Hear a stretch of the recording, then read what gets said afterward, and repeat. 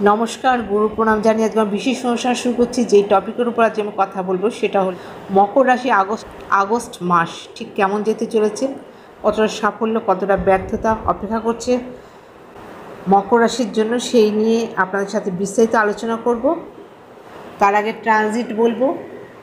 11 August বুধ কর্কট রাশিতে মার্গী হচ্ছে। 17 আগস্ট রবি সিংহ রাশিতে প্রবেশ করছে।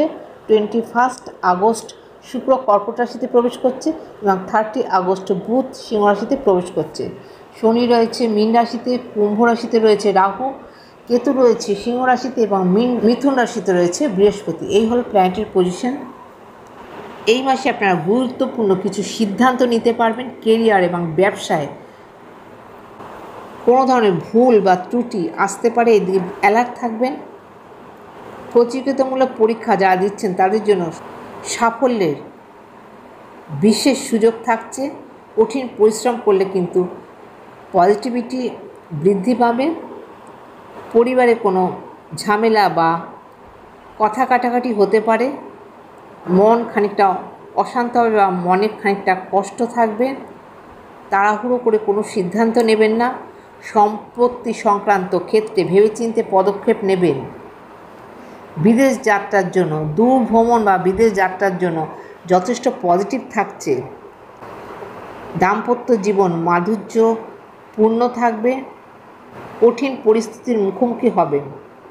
নতুন ব্যক্তির সাথে কোনো ধরনের ডিল করার আগে দুবার চিন্তা করবেন।